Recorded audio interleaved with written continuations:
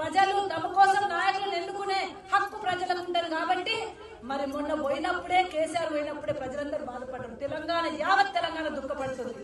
మళ్ళా కేసీఆర్ సారే రావాలి, మళ్ళా ఊర్లు బాగుపడాలి, మళ్ళా కేసీఆర్ తెచ్చుకోవాలని చెప్పేసి మళ్ళా కారు గుర్తు మీద ఎన్నికలు వచ్చినాయి, గుర్తుల మీద ఎన్నికలు వచ్చినాయి. మొన్న సర్పంచులలో అందరు సర్పంచులు గెలిచి కాంగ్రెస్ పార్టీకి ఒక్కసారి బుద్ధి చెప్పిండ్రు.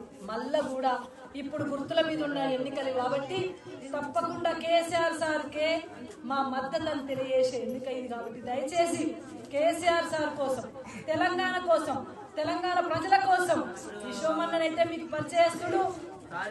తప్పకుండా ప్రతిసారి మీకోసం కట్టుబడి నిలబడ్డ వ్యక్తి మా లలితమ్మ విశ్వమన్న. అన్నను గెలిపించుకోండి కారు గుర్తు మీద.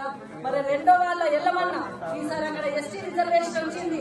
ఎల్లమన్న కూడా మన కోసం నిలబడి పనిచేయడానికి సిద్ధంగా ఉన్నాడు. ఇక్కడ కూడా మనం గెలిపించుకోవాలి. అయ్యో ఇది ఎట్లా కాదంటే 32 సీట్లలో మెజార్టీ సీట్లు మనమే గెలవాలి.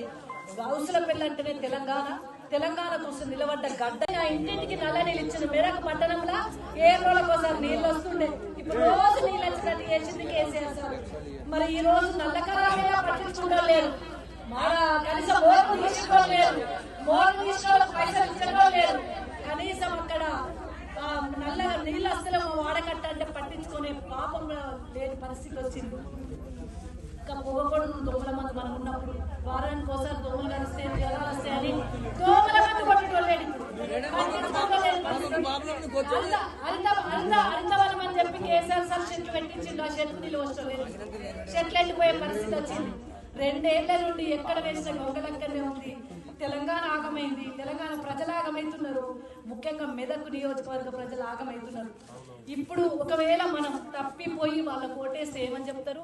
మేము చాలా బాగా చేస్తున్నాము, మేము చాలా మంచిగా చేస్తున్నాం, మళ్ళీ ఓటేసింది అంటారా? అనరా? ఇప్పుడు మన ఓటును